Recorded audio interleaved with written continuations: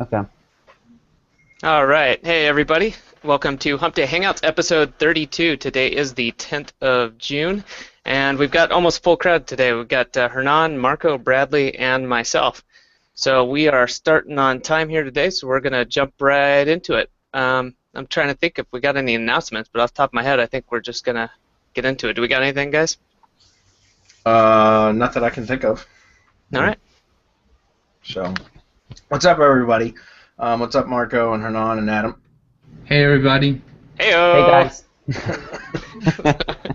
Good to be here. It's like Adam's signature greeting. All right. Yeah, we're gonna get just straight into Q&A today, guys. We don't really have any announcements at the moment that I can think of. So let's just get into it. I'm gonna go ahead and take the screen, and we'll jump over to the events page. And if anybody has any questions that are not already posted, please do so. And we should be good. Adam, you did check, make sure it's streaming okay? Yeah, we'll be in a second. Yep. Okay. All right. Well, with that said, wow, people better get in and start posting questions, or this will be a short event today. But that's okay. That's good. We'll just start rambling. Yeah. No, we've all got better things to do than that. But, Yeah. all right. So Shannon Adams, yeah, and I actually prepared a little bit for this one, at least the last part of it today. So this is good because this will take a few minutes anyways. Shannon says, here are my questions for this week. You had mentioned sites like Behance and a few others to get some good DA stacking. I know about Behance already. Where can I find the additional ones you were talking about? Well, first of all, Shannon, that's a mastermind specific question, but specifically to answer that question, it would be in the training update section. If you go there, you'll see that I've got the trainings video series on that specifically.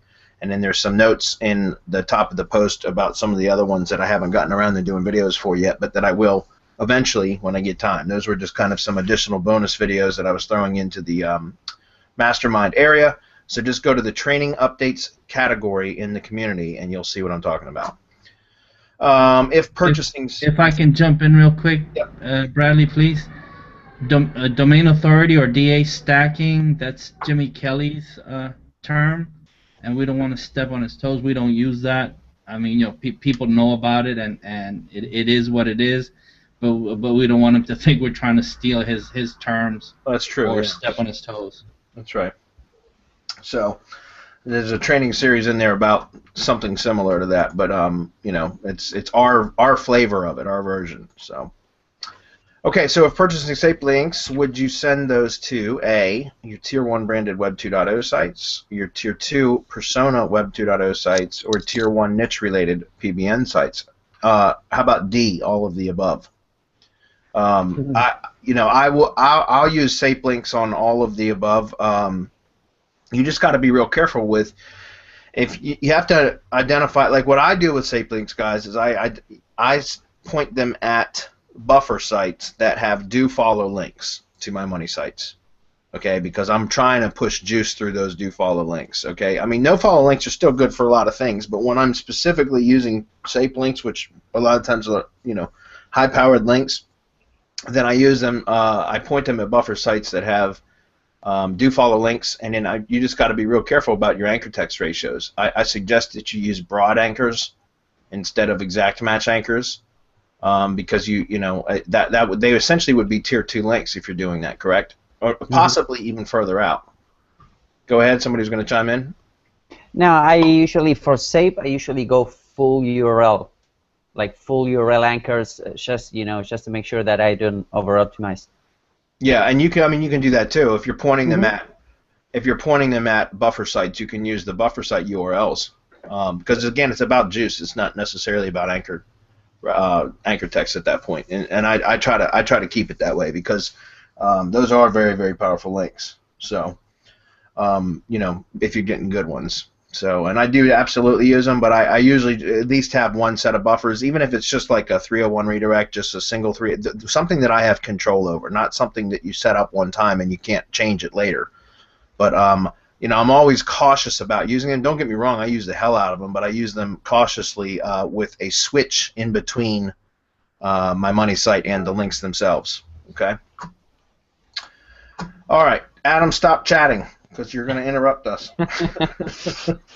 Didn't you yell at Hernan last week for it? Adam. Come on, man. Here we go, see? Yeah, there you go.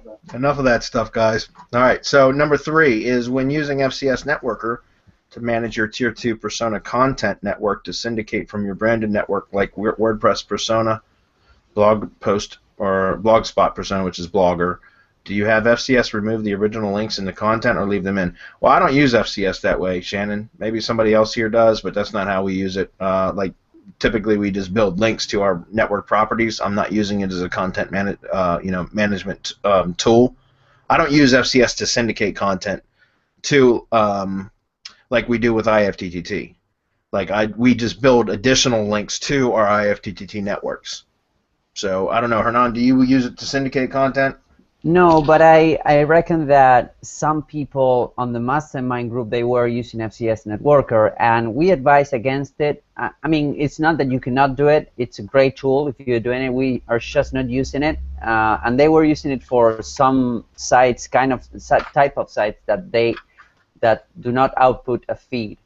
Right. And for example, e-commerce platforms. And what we suggest on those cases is that that you create a blog on a subdomain, etc., and you syndicate out of that. It's just FCS Networker. You can use RSS feeds, but there's also the credit limit that you need to be aware of. So it's just another step that complicates a little bit things. That's why we rely on IFTTT. Yeah. Yeah, and we went through 120,000 credits last month in FCS Networker. That was ridiculous. That was crazy. Okay, so with that said, let's see. If left in your Tier 2 persona network, also links to the money site and the Tier 1 branded. If left out, it only links to the branded WordPress or blog post. Yeah, again, that's I don't use it that way, so I'm pretty sure we answered that. The last part is the May 3 to 5 quality phantom update. Yeah, this is what was brought up last week, and we touched on it, and I said I was going to look into it, so I did. I spent about an hour this morning, actually going through here, and let's pull up a couple of these links real quick. Actually, I'm going to drop all of these, Adam, in chat. You're allowed to chat with us because we're here. Just don't chat with others. If you can drop those at the top of the page while I get into them. Yeah, so I had a chance to go through these today, and there was some confusion at the end of the webinar last week because you were saying the quality update, and I had already read about this briefly. I didn't dig into it, but it was being dubbed the Phantom Update. In fact, I had done a blog post for the on the Semantic Mastery blog for the Curation Mastery course, and I even touched on it in there when I was talking about the doorway page update. So. Oh yeah, I put it in the wrong one. Anyways, so this is the quality update, also known as Phantom, and the reason why they're calling it as Phantom is because this was a update that Google denied at first and said that that they hadn't been doing anything, and then later they came out and confessed that they indeed did give an update, which is pretty kidding. Yeah, it's pretty typical, right? In the status quo. But if you go through this is the article that I think you had posted, Shannon, or somebody else had posted at the end of last week. What was interesting is I had actually had this one brought up to my attention prior, and it was actually in my my Pocket account, my Get Pocket account for reading later, and I just hadn't had a chance to get to it because it's a longer post. But this is a very good post because it gets into it a lot deeper, and he's got a bunch of data that he pulls back. But really what it comes down to is it looks like that mostly it kind of resembles a Panda update in that it was targeting mainly low quality content, and a lot of it seems to be having penalizing and targeting. Although again, if you go through this article, and especially this one, like I said, this was a really well done article. This guy always does good. The G Squared Interactive guys always do a really good job at their posts, but it looks almost more like it's a content layout type instead of it just being about the content quality itself. It's also about content layout, because he was saying that in a lot of the sites that he checked on or researched across a large cross section of sites that he had, that there was also a lot of the sites that got hit had too many ads on the page, or they had too many ads grouped together. So that's, and then also like these right here, which is where they call them stacked videos on a page, and then ads and things like that. So it was kind of a combination of low quality content itself, and also quality the content layout. So the Google layout guidelines. So I would, in going through here, that's all I really saw. Now, what's interesting though is, again, and I had actually done a curated post on our blog about that. So let me just jump over there. I didn't have that link ready. I should have. But I had a curated post for the Curation Mastery course that I had done about the doorway page update. And it seems like there's some crossover here, guys, between the two. Here, I'm going to grab this post link, and you guys can take a look at this one as well, because this is actually talking just briefly about the doorway page update. But, Adam, I'm going to drop this in group chat. You can paste that on the thing, the page. But this one talked very briefly about, the doorway page update and how it had affected sites that are like local directory type sites. And I got the no-follow strike-through showing, guys. That's why you're seeing these lines. But I think there's some overlap there between the Phantom and the doorway page update.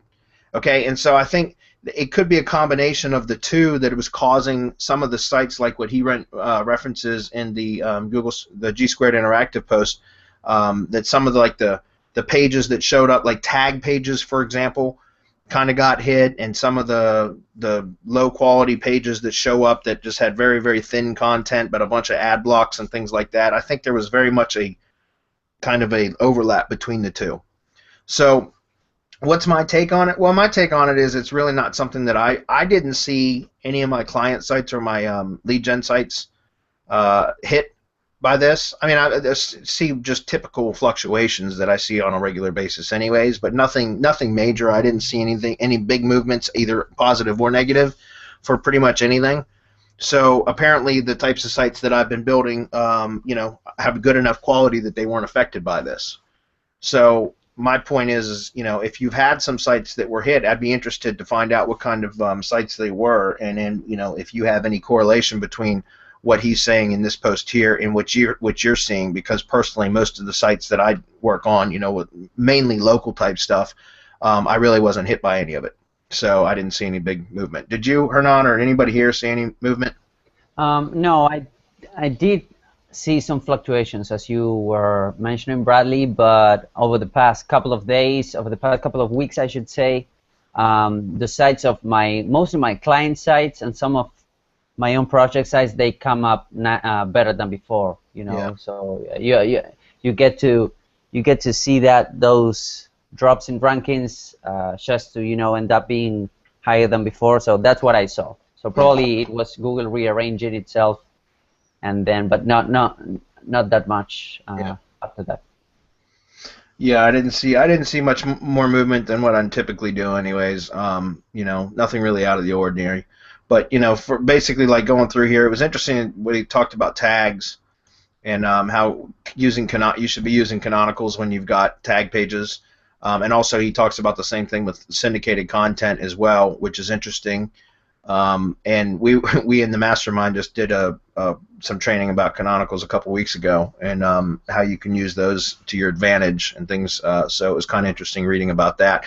And lastly, there was another article here by it was on CNBC, and it was talking about mainly how Hubpages got hit pretty hard, and with this Phantom update, right? And it's almost but from what, if you read through this article, and there's actually some really interesting read more links in here, like sprinkled throughout.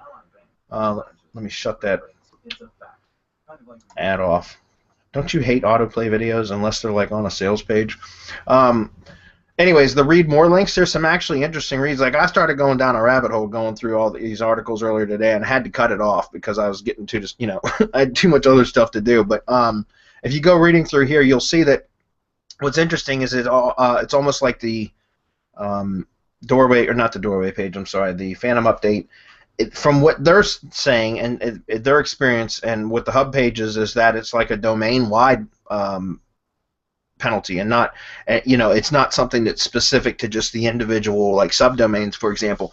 And that's a little hair raising if that were the case. Again, I haven't had anything hit by it, so I'm not really all that concerned. Apparently, the quality of the content on the sites that I'm managing is just fine. Didn't get caught up in this, but when they start levying penalties domain-wide instead of it, which includes subdomains, then that raises cause for concern, because right now, as it stands, for the pretty much subdomains are considered as independent entities, so they're treated differently. So that's why I recommend, like, if you get a domain-wide penalty, then yes, it can affect your subdomains. But what I'm saying is, if you get a penalty levied against a subdomain, it shouldn't affect other subdomains because they're independent. Right. But yeah, sorry, Bradley. I got the main. On some cases, I got the main, not due to this particular algorithm update, but on some cases, I got, for some tests, etc. I got the main domain penalized, which caused all of the subdomains to be penalized. Right. Not the other way around, though. I got subdomains that got penalized, but it's, as we talk on the mastermind, it's just about, 301 or whatever you want to do with that particular subdomain. But all of the other subdomains remain they still remain indexed or not penalized. Right.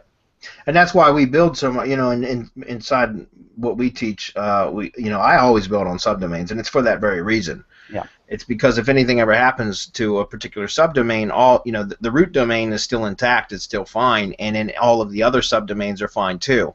Mm-hmm. And so that's why I always do that, because, it's easy that you can just delete the subdomain and reinstall on a different subdomain, and you get it back. Now you have to figure out what the cause of the penalty was to begin with and mitigate that. Right. Resolve it, or else it'll come back. Yeah. The thing is that, when you're going after money sites, for example, on subdomains, following that, you usually neglect, or I happen to neglect, the quality of the main domain. You just happen to have some content over there, like a company content or something like that, on the main domain. Right. And that could be, based on what we have been seeing with these updates, that could be a liability. Right. Because if your main domain gets penalized, all of your subdomain will. So my guess moving forward would be to create a nice-looking, a legit-looking website on the main domain with all of those social profiles, with all of that domain authority stacking, quote-unquote, doing that, and then move on to working onto the subdomains, because sometimes I get to neglect that important part, and we don't want that to happen because it will affect all the architecture that we are building behind that main domain. You know what I mean? Yeah. Yeah, oftentimes I'll start building on a subdomain without even, fixing up the root domain at all. And then once the site starts to get some traction, then I go back and fix up the root domain, to make it look better, because, I don't want to waste the time setting up the root domain when I'm going to, unless I know that the site's going to be successful anyways. Yep.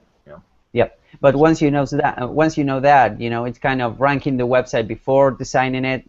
This is maybe the same, Once you have that, once you have traction to protect that active, to protect that asset that you're building, then it will be a good idea to kind of shield the main domain, or use Cloudflare, etc., to mitigate that.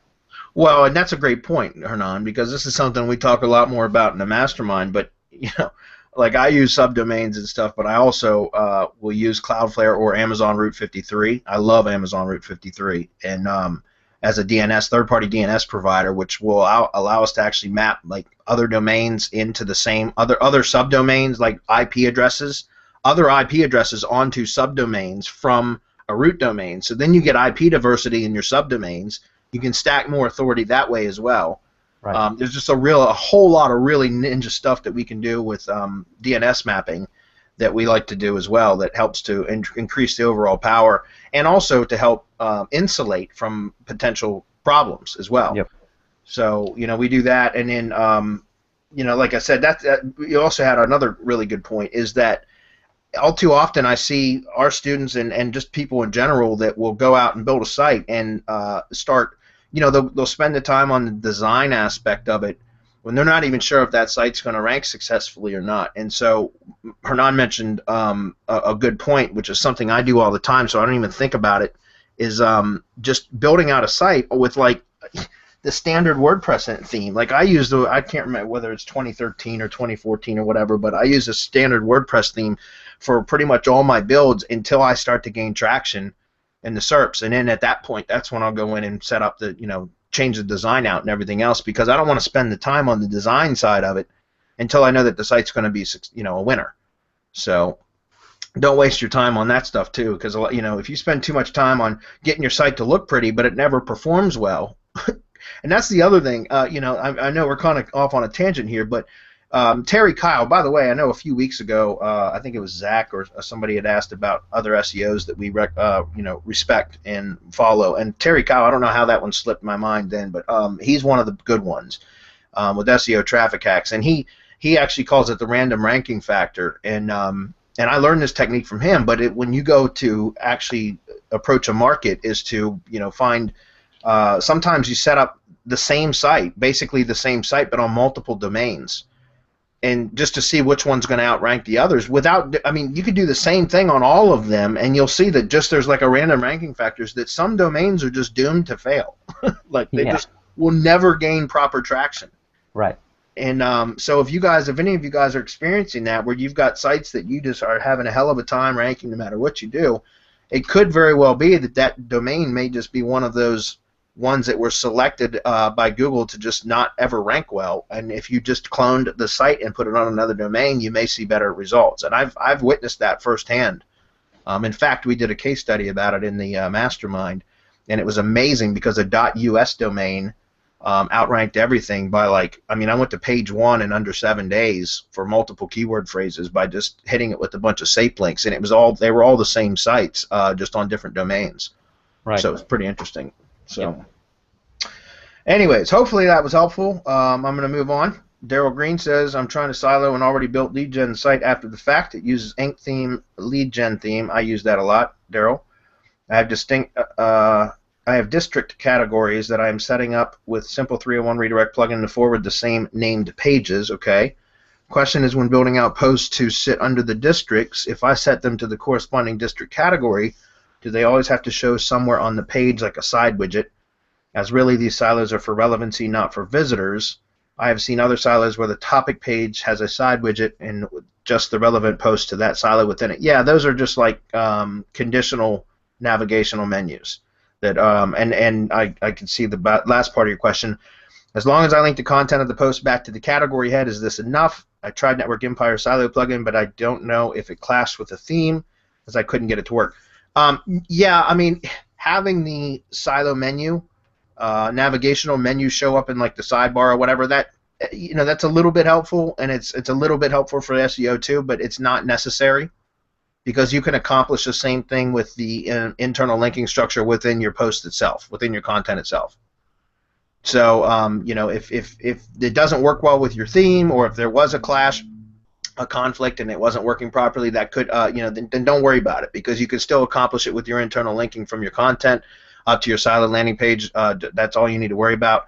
However, I would also recommend that if you were using Network Empire Silo plugin, which is a great plugin, in fact, in masterclass this afternoon, when we finish this, we're going to be talking more about the local SEO case study that we're doing right now, and the site build. I started the site build, and we're going to actually get into the structure of that, and I'm using that same plugin for that because it's a complex silo structure instead of a simple silo structure. And that's what I wanted to say about what you're saying. What you're seeing, Daryl, is if you're using the Network Empire Silo Builder plugin with a simple silo structure, then you're not going to see your posts in the sidebar. It won't work properly, because you need to have the parent and child pages, which is the top level category and subcategory relationship first, and then your posts will show up as supporting posts within the subcategories, and that's when you'll see that plugin work properly. But again, it could also be that it is conflicting with something, so that does happen. But just to let you know, to answer your question, no, it's okay. Internal linking will absolutely accomplish what it is that you're trying to do. That's not necessary. It's kind of more for the users, and it does help for SEO as well, but it's kind of more like a navigational thing, but it's not necessary. Okay. Helpful, but not necessary. Tanya Cox equals Holly. She says, quick question, have you guys tried Snap? Yeah, that's the Social Network's Autoposter for DA pushing. I haven't used it much. I know Hernan and Adam have used it quite a bit. I haven't used it much just because I was always an IFTTT guy because it was not, it was third party, so it didn't slow down the server or anything. But it accomplishes the same thing. And actually, I think there's a few other properties that you can push to or syndicate to using that plugin. Like Pinterest is one of them, and I think there's a couple others. LiveJournal maybe. Hernan, what can you say about it? Yeah, I really like that plugin, to be honest. I really like. I know that the more properties that you have inside it, the more resource heavy it becomes. But I really like it, and no, it's not gonna go over your 10 minutes threshold of patient only. I mean, it's really easy to set up, and with the Pro version, I think you can post directly to Pinterest, and it will allow you to spin some stuff, and it gets cool. you get tokens. Yeah, you get tokens, so you can have. And you can have the same post, repost again. So it's it's really interesting. It's really interesting. And you can post with the Pro version. You can post to more than one's property. Several WordPresses, several Tumblrs, etc. So yeah, cool. Yeah.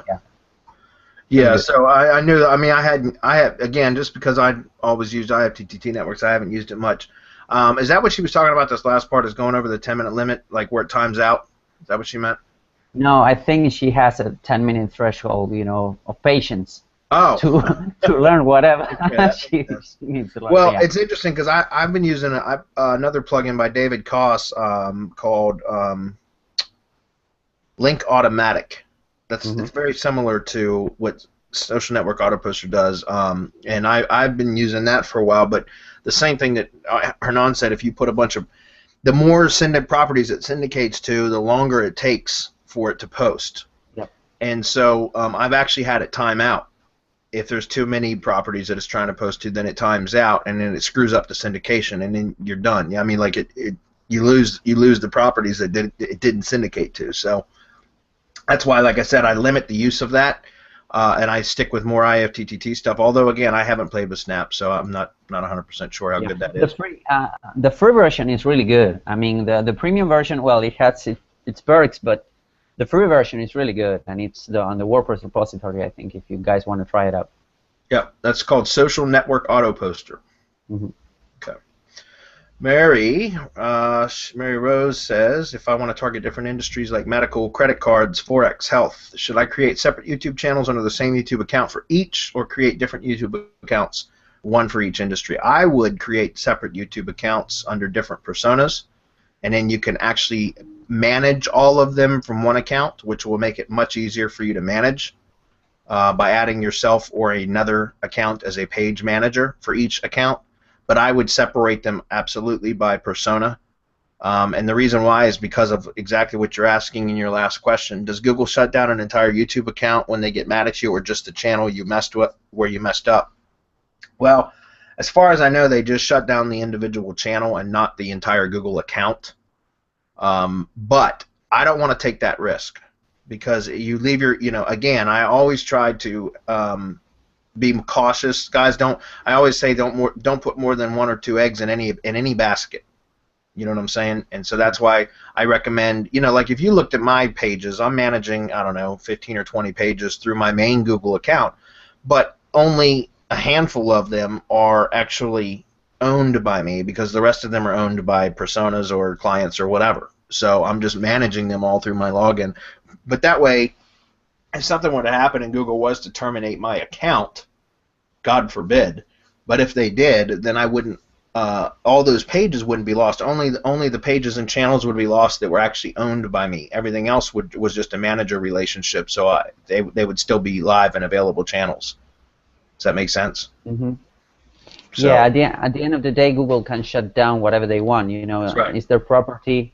So if you have an asset over there, Mary, you will lose it. So, and it wouldn't look, I don't know, quote unquote natural. Natural is a big word on Google's word, but yeah, it would be, it would make more sense if you're an agency or a consultant providing service, and you get, and the same goes with analytics, webmaster, whatever. If you're consulting and you're providing service and you get a manager position, you get invited to that. That will make things much easier than instead, opening channels one after the other. That's right. Not only that, but if you remember the owner of the account, which would be the profile, not the page, but the profile. If you theme the profile around each one of those, that makes more sense too, because then some of that authority from the profile actually transfers over to the page as well. And that's why we teach in the IFTTT training to have very well themed profiles as well, because then it makes more sense. Remember, a profile, people typically in the real world are usually experts in one thing or one area or one or two maybe two areas, but usually they're experts in one area. So they're not usually experts in 6 areas that are completely unrelated. You know what I mean? So it just looks more natural, like Hernan just said, to have profiles that are themed around medical or Forex or credit cards or credit repair or something like that, and then have each one of those personas actually own that particular page and that channel, and then just make you as the manager. Okay. So Rainier says, I had my IFTTT network built for me after I set up my channel and put a featured video on it. How do I get it to trigger and syndicate through the networks since it was pre-IFTTT? Well, lucky for you, Rainier, there's new recipes that you can use, or new triggers within IFTTT, which are if you like a video, it can syndicate. And in fact, let's see, I've got Firefox open for a project I was working on for the masterclass, and let's go in here for a minute and go over to, let's just create a recipe. I think I have a YouTube channel connected to this one, maybe not, but let's go to YouTube. We're going to set the trigger, and it's going to ask me to connect. Well, damn, let me go into mine then, because I don't have a channel available for that at the moment. We'll just set up a mock recipe for this.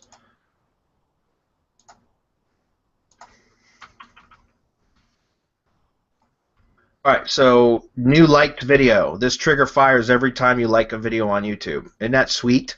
So now you can use that as the trigger. So it's the rest of the recipe setup is the same. You just select new liked video, that's the trigger, and now you select that, and you just set up the rest, like post to Blogger, post to WordPress, post to Tumblr, whatever. And then all you have to do is make sure that you're logged in as that channel, and then go like the video. It can be your own video that you like. Just like it, and it will resend. It'll actually trigger and fire to all of the action recipes that you have set up.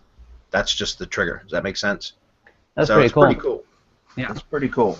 It's a way. By the way, guys, you can have both sets of recipes in your account. So in other words, you can have your YouTube account with the trigger, with the recipe being a new uploaded video as your trigger, right? So you create a whole set of recipes, just like we teach in the training, with the new upload being the trigger. Then you can go in and add a second whole entire set of recipes with the like.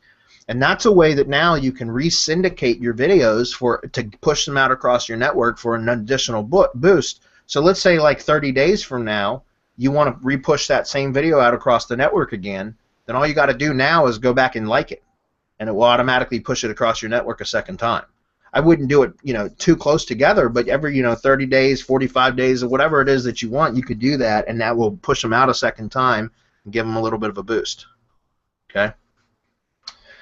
And also, you could also essentially, you could have additional IFTTT network set up specifically just for reboosting already syndicated videos, and that's all you do is just go like them. You know what I mean? And that could be a bit more unthemed. In other words, you could have like just some persona network set up that you have the liked video trigger set up as the trigger recipes for liked videos, and then you could just every now and then when you need a boost on some videos that start to slip or whatever else, you just go over and just like them, and boom, they syndicate out across those persona networks for additional links and embeds. Okay, pretty cool. All right, so we're going to keep moving. Brian, what's up, Brian? He says trying to figure out how you can use videos for affiliate marketing and get traffic over to another source for CPA offers using Holly's method of marketing videos. Can you maybe touch on that? Also, how do you add a pop-up in the video to go to another link? Okay, doing video SEO for affiliate marketing is no different than it is for local. It just usually takes more work, usually, but not always the case. It really does. That's not always the case. It just depends. But just optimize your videos for the keyword phrases or for the product names, A lot of the times you can optimize videos for product name plus review or product name plus bonus or that kind of stuff and rank for them very easily because a lot of times people will search for product names instead of just by keyword search. That makes sense? So it's really no different. You just set up, like for example, for affiliate stuff, I usually end up setting up additional networks. Like we're doing some of that stuff inside the mastermind right now, anyways. And so I'm covering. I've been doing optimized videos for keywords, but I'm actually going to be doing some brand searches, brand terms over the next probably 2 weeks in that affiliate accountability group, which is we're doing inside the mastermind.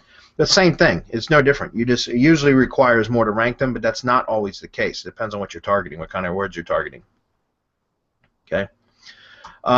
Let's see. And Holly's course is just is good for that because she can the way that she just ranks videos with a ton of spam links, and that would absolutely help. He also says, how do you add a pop-up in the video to go another link? Well, I'm not sure 100% what you mean there, other than if you can have an annotation, and that's called an external annotation. We've talked about that many times inside the IFTTT SEO Academy and also in the masterclass.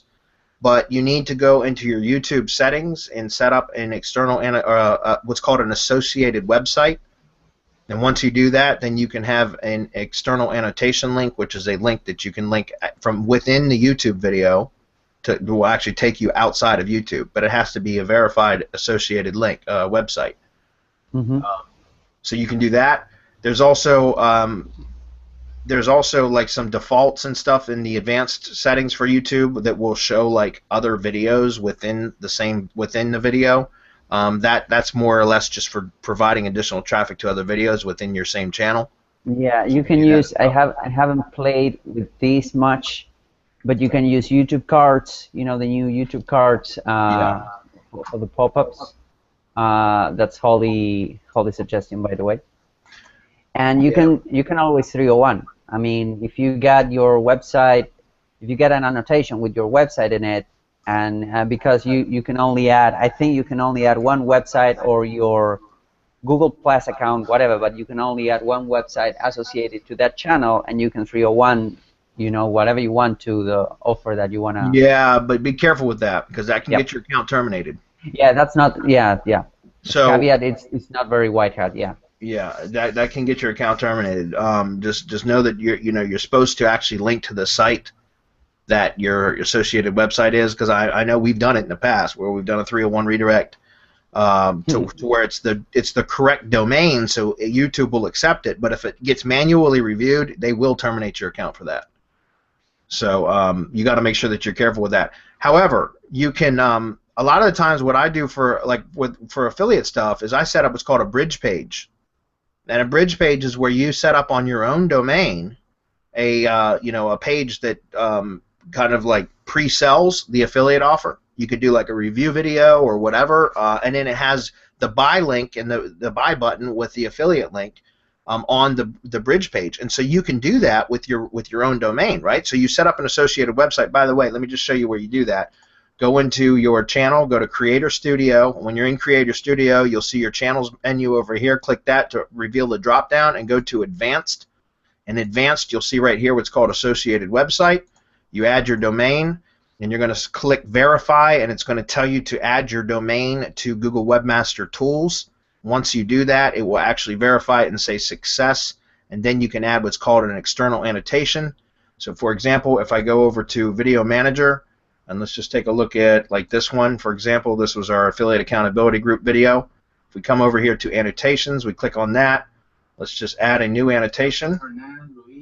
Pause that for a moment. Add new, we'll say note, for example. Let's say link goes here. Okay, and then we could, change the background color or do whatever the hell we want. Right here where we click link, we'll click on associated website, and now if I put in semantic mastery, and it doesn't have to be the root domain, it can go to any page. It won't accept subdomains unless the subdomain is the associated website, but it will accept pages or posts. So if you look, it says semanticmastery.com, and now it says preview link. If I click on that, it's just going to take us over to the home page. But if we had used an inner page, it would take us to the inner page. We click Apply Changes, and now that will be what's called an external annotation link. So if you're going to be targeting affiliate offers and stuff, I just recommend doing a bridge page to where you're falling within Google's terms of YouTube's terms of service, and you're linking only to the domain and not doing a 301 redirect, and then you have on the bridge page the affiliate link. Yep. Okay. And at the end of the day, that's something we also discussed in the AAG, but having a bridge page lets you pre-sell the affiliate, so that will And at lead the end capture. of the day, yeah. Yep. Because you can build your email list that way too. Yep. And you can, and the conversions rate should be better that way as well. Yeah. Monique says, announcement, if you're using Yahoo Pipes, they're shutting it down. Yeah, we've talked a lot about that, Monique, inside the mastermind. Yahoo Pipes is being shut down. We've got some alternatives available already that we pointed out inside there. Perhaps you could chat more on the subject for people here. Yeah, there's several others. I'm sad to see Yahoo Pipes go. I've been using it for years. Yeah, and it's been around forever. I don't know. I'm sad to see it go, but it is what it is. Another one that actually I don't even think was listed on the in the little list that Marco compiled was FeedBlitz. FeedBlitz is paid; it's not free, but FeedBlitz you can splice feeds too. It's really cool. And it's not much. It's like $15 per year or something like that. But there was a few of them that we also had. Like Chimp Feeder was one of them. I know that was one that had like a domain. We talk about that in the. I was just looking to see if it's in my bookmarks. My bookmarks got screwed up, so I'm not seeing it. But Chimp Feeder is one of those. Let's see. What is the domain for that?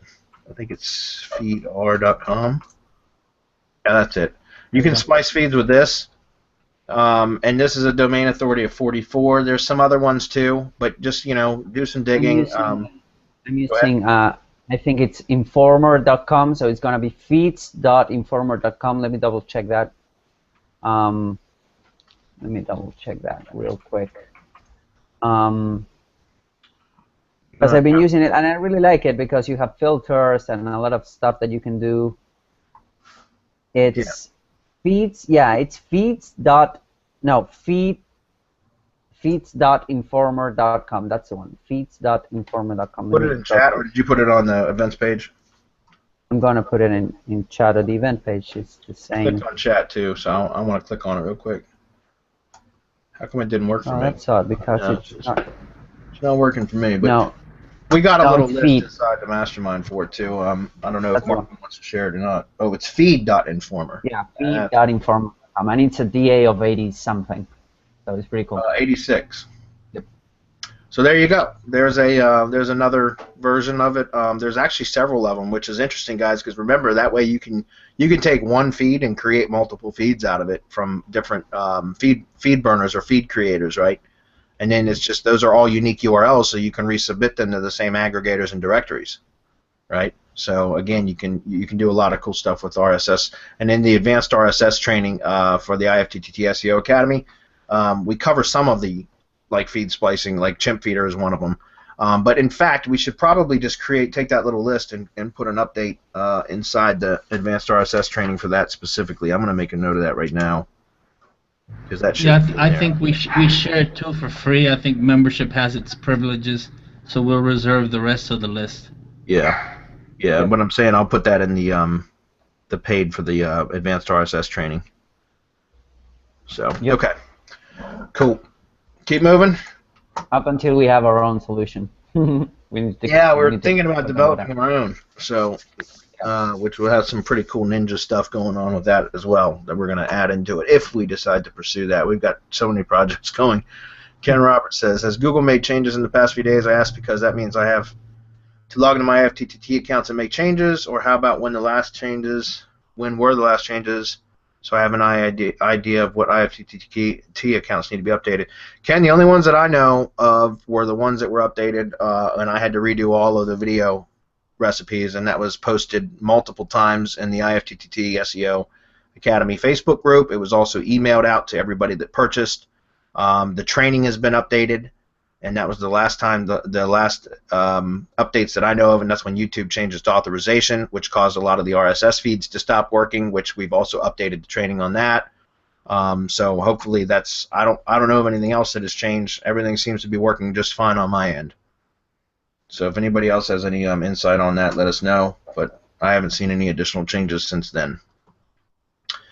Okay, we are wrapping up on time. We've only got a few minutes left. BJ, I think it's just you because everybody else. Is there anybody else complaining about audio? I think it's just BJ's having issues. Jeff says, when I use IFTTT, I use the raw YouTube iframe code. Sometimes I may run video URL through a video player for use on a client's website. I do this for a skin or to add a call to action. These players, such as IntelliPlayer, generate new iframe code. Is using this iframe any different than using YouTube iframe code? No, just that there are sometimes it won't work properly, though. It just depends. I've found that sometimes those, like when you're trying to syndicate, you wouldn't be able to syndicate the iframe code unless you were using an RSS recipe anyways, because you know what I mean? Because it's either you connect to YouTube or Dailymotion or Vimeo, or there's no other way to syndicate videos from IFTTT unless you have them embedded in a blog post and in the RSS feed is the trigger. Right. And so it just depends on. I've had some of those players that won't. I know what you're talking about because IntelliPlayer I have that, and we also use PressPlay.io, and there's also a couple other video players that I've used. Another one was VidSplash, and so it just depends. I don't know off the top of my head which ones work and which ones don't, but just play with it, Jeff, and try it.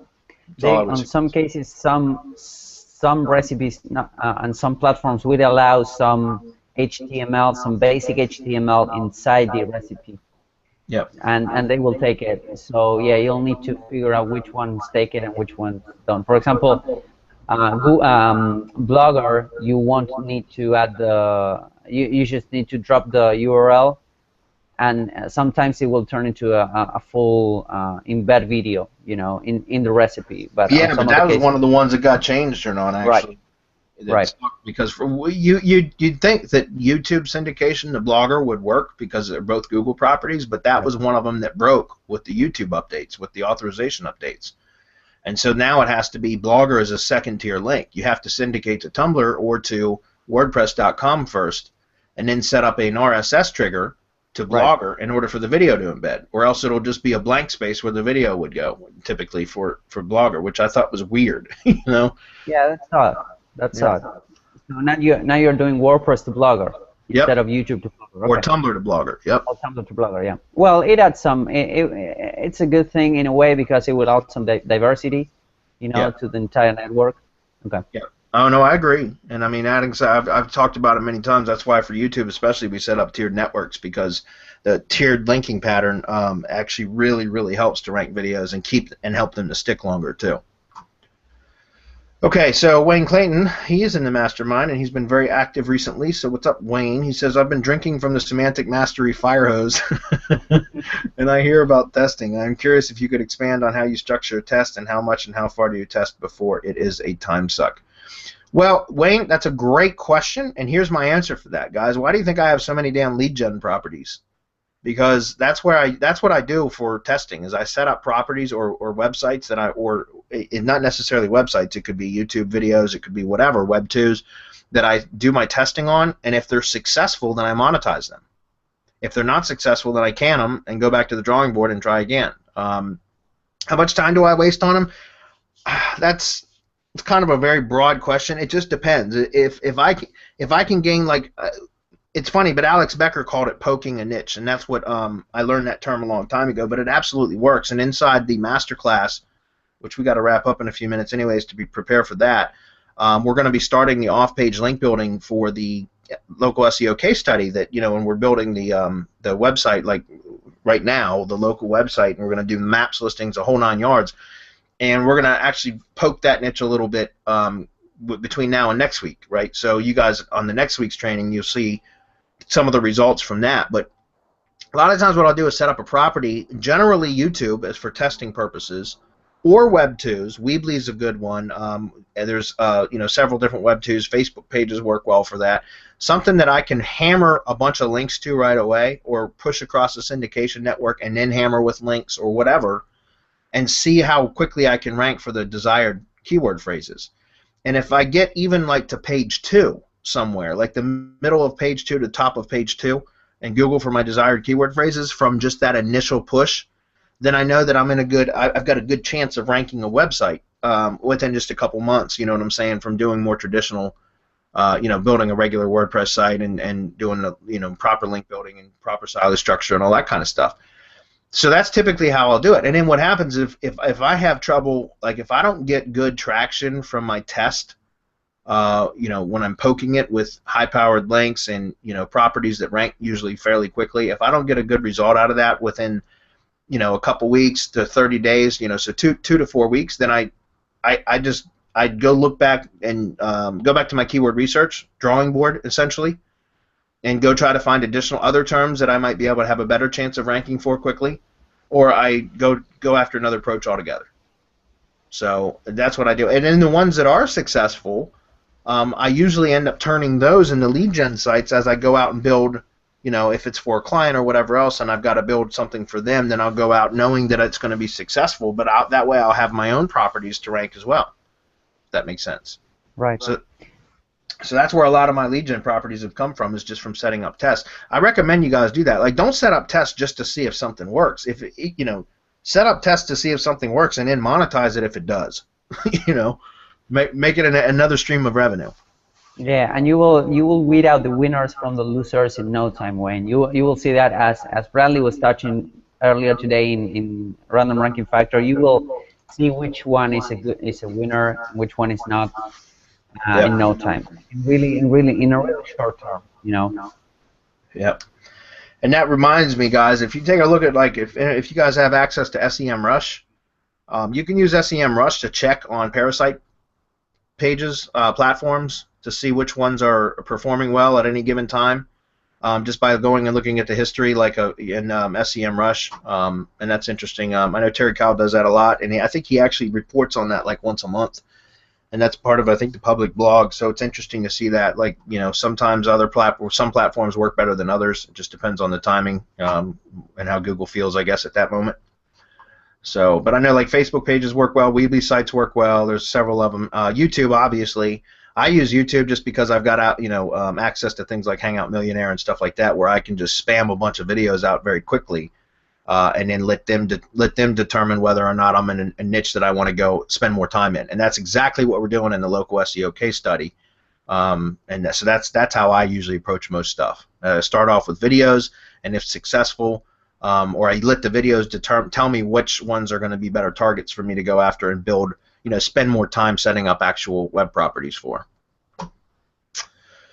Okay, let's see. We're going to rank this finish this up very quickly. Bob says he's used the like and the watch later triggers, and they both work well. Paul Facey says, thanks, Bob. I appreciate that. Bob says, will that new YouTube like trigger be updated in the IFTTT SEO training portal? No, Paul, just because it's really simple. I just walked through it right here. I'm not going to set up a bunch of public recipes for you guys for something that once you've gone through the training, you can do on your own. It's just like setting up any other recipe. The only difference is the trigger, instead of you clicking the new upload button, you click the like button. So I'm certainly not going to do that when you guys are more than capable of doing that on your own. Okay. Teach a man to fish. I could fish for you, or I could teach you to fish, and you're going to be better off if I teach you how to fish. Okay. Mary Rose Antonio, back to my initial question, in which case then would you create an additional channel on your YouTube account? I went through the YouTube Silo Academy training, and I don't think you ever did that. Correct me if I'm wrong. Where I would create an additional channel on your YouTube account? Well, for example, Mary, like I do SEO training and a lot of SEO stuff, so I've got multiple SEO-related channels under my main Google account because that makes sense. But if I'm going to do a plumbing channel, which I have, or a roofing channel, which I have, or whatever, then I'll create a persona under that. And then I'll add myself as a page manager so that I can still manage that page from my main login. But all of the channels that are owned under my account are SEO or marketing related. Right. Okay. Yeah, that was, Mary's initial question was, if you were targeting like Forex and then health and then lawyers, that would be entirely separate niches. But if you go, for example, for home improvement, and then you have plumbing and you have another contractor and those kind of things, that will make more sense to have different channels, Like, for example, in your case, Bradley, you have YouTube SEO, and then you have SEO, a lead gen or those kind of things. That will make more sense to have them under the same account. because they're themed. They're Right. closely related. That's my whole point. Mary, just like we teach on everything we do, theme everything, right? So just use common sense. If you credit cards and cosmetic surgery might not really make sense under one account. You can add yourself as a page manager though, so that you can manage both of them from the same account, but they would be owned by different accounts, if that makes sense. All right, we're gonna roll through just a couple more that I see here, and then we're gonna wrap up because we got to start masterclass in just a minute. So. Roger says, would that like trigger in YouTube IFTTT be when anyone likes the video or only when you like the video? Roger, it has to be the channel that's connected to the IFTTT network that triggers it, because otherwise, how would it trigger, right? So in other words, if you set up the trigger recipes, you have to be logged in as that channel that you used as the activated channel in IFTTT to like the video to make it syndicate. If somebody else likes it, how would IFTTT know to trigger it? Does that make sense? Because IFTTT only knows that you like the video because you've activated that authorized IFTTT as a third-party app to your YouTube channel. So it knows when you like something. But it's not going to monitor for other people's likes and trigger it that way. That would be cool if it did, I guess. But that's not how it works. So it's only the channel that you have connected to IFTTT as the activated channel. Bob says, is YouTube cards a better option than annotations for the mobile factor? Yes, because annotations don't show up on mobile devices. Cards do, though. That is YouTube's solution for that. I have not spent any time playing with them. I would love to. So I love YouTube. I just haven't had any chance playing with them, Bob, but that's absolutely correct. Okay, just a couple more here because I want to get to Jason's too. Oh, look, we're almost done. Let's wrap these up. What? Okay, nobody posts anything else. Well, that's all. Forbidden to post, yeah. You'll be blacklisted. We're going to wrap. Monique says, what semantic terms would you search for and where if you were starting from scratch and trying to figure out what people are already buying, whether or not they are first searching for information? In other words, where do you find what people all bought the most of last year, compartmentalized to discover niche money markets? I can tell you right now, 95% of my keyword research is done through Google Suggest, and that's it right now, and it's working like crazy. I've said it many, many, many times. I use Power Suggest Pro. Go to semanticmastery.com/Power Suggest, one word, and you'll see what I'm talking about. It's only $47. It's an amazing tool, and it does. I do almost all of my keyword research very, very quickly there, and it will. Those are terms that people are searching for, and they produce traffic, and they're usually very long tail, so they're easy to rank for. Okay. Jason says, I was just about to ask why no Vimeo or Dailymotion. I've had good luck with both. Yeah, Jason, actually, I've had really good luck ranking Dailymotion videos as well. Vimeo, I don't, because Vimeo requires a paid account to do any sort of commercial videos whatsoever, because they will terminate accounts. So you have to have a paid or pro account. So I don't use Vimeo just for that reason. But Dailymotion, I have ranked those, but I just do everything Google and YouTube because it's just industry standard. But you can absolutely set up triggers for using Dailymotion. It's just if I'm gonna use Dailymotion, I'm also gonna use YouTube, so I'm gonna have to upload twice, and so I just typically just go with the YouTube. And last one, and we're done. Mitch Clifton, who was buried in Grant's tomb. I think you've asked that before, Clifton. I'm gonna have to look that up. Or make a wild ass guess. Mitch says, I have access to Moz, SEMrush, and basically anything I want. Essentially, I'm in Holly's position with resources. Well, that's great, Mitch. Any specific methods that you guys or anyone else in the Semantic Mastery group use these tools for best advantage? Most of these tools, specifically SEMrush and Moz. Yeah, I like SEMrush, and I use Majestic for backlinks analysis, and those are pretty much the only two tools that I use. I don't know. Are you using anything different, Hernan? For keyword research, well, it will depend. For market research, or for anything in particular, I do Ahrefs, also Majestic, SEO, the works. But for market research, yeah, SEMrush and Moz will be SEMrush mostly. Yeah, I used to have all the paid tools for Moz, and I canceled it. I very rarely used it. I just like SEMrush and Majestic, and that's pretty much it. I know, Mitch, there's a couple of those programs. We talked about this in the Mastermind recently, especially with last week with the Mastermind webinar, because Uwe had a question about, trying to develop some custom software that would analyze markets and do all this stuff. And I know there's some applications that have come out recently that kind of combine or consolidate all of these different tools into one dashboard. Like SERPT is one of them, SERPT.net, I think it is.